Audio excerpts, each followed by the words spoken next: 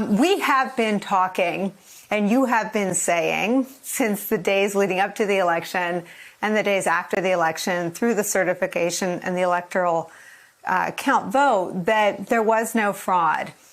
It's amazing to me that even at the time, things that you from your position of authority had the ability to run down and know that they were not true, had so much power in the hands of Rudy Giuliani, in the hands of Donald Trump, in the hands of Bill Barr, in the hands of Lindsey Graham.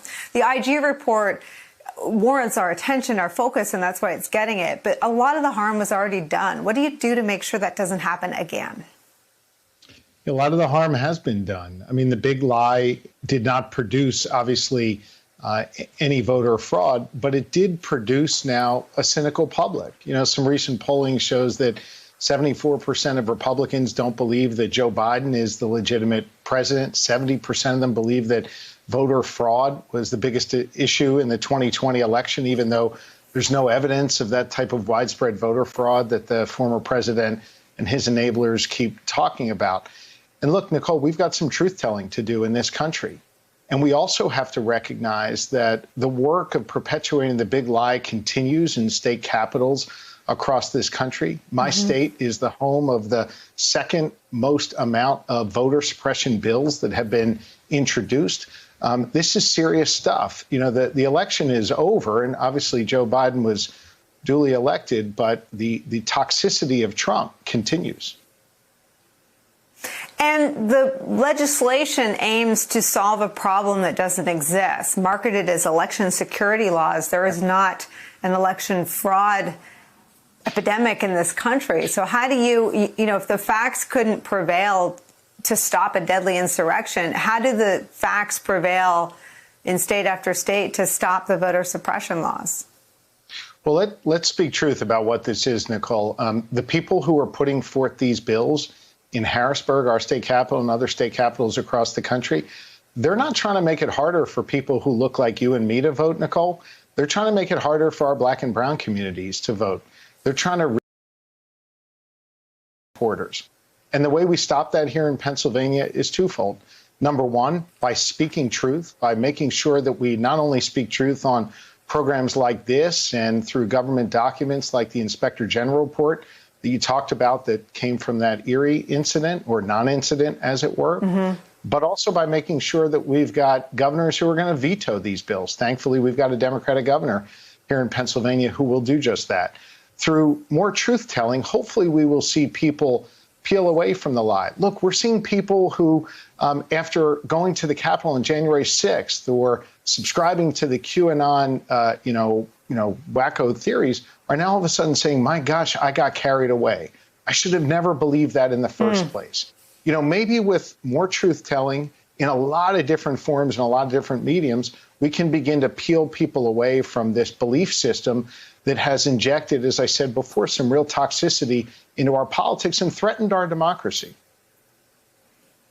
And threatened our security. I mean, I'm just astounded by the new reporting from the intelligence community about the nature of the threat of DVE, domestic violent extremists. And there's been a lot of rumbling that that isn't solely focused in the nation's capital, that it could be focused around states where there were false claims of fraud. Could you just take me inside, sort of going about the functions of your job? Do you encounter reports about threats? Are you coordinating with the FBI on that?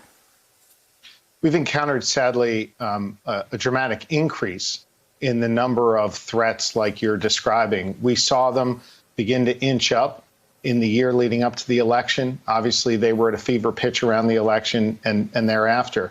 As the chief law enforcement officer here in Pennsylvania, I coordinate closely, not just with our state partners, but our federal partners. You'll note that a significant number of people have been arrested from Pennsylvania who participated in the insurrection on January 6th. We continue to be at a heightened alert, continue to monitor the chatter, and continue to do everything we can to not just work with our federal partners on what happened on January 6th, but ensure that our state capital and other state assets and resources are protected here. This poll number, I hate putting it up because it really makes me sad, but you're on the front lines of sort of combating it. a Monmouth poll asking the simple question, did Joe Biden win the election fair and square? Among only 26% of Republicans think he won fair and square. 62% of all voters think he won fair and square. 65% of Republicans think he won, think that President Biden was elected because of voter fraud. His own Attorney General, Bill Barr, said there was none.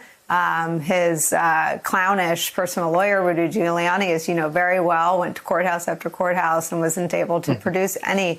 What do you do about those numbers at an hour of, we've been talking about the domestic terror threat. There's obviously also a deadly pandemic raging. What do you do with a number like that, 65% of the American public that doesn't believe Joe Biden is legitimate? Well, I think it's step by step. I mean, the first thing that the country did was throw out the former president who was feeding them those lies over a prolonged period of time.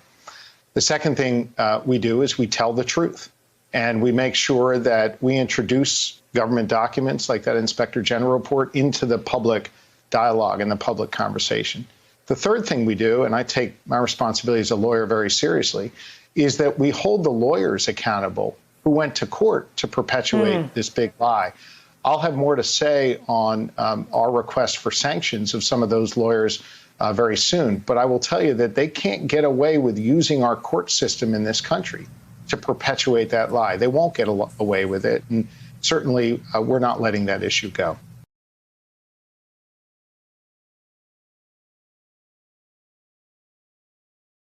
Hey, thanks for watching our YouTube channel. You should know that you can follow today's top stories and breaking news and catch up on your favorite MSNBC shows all in one place.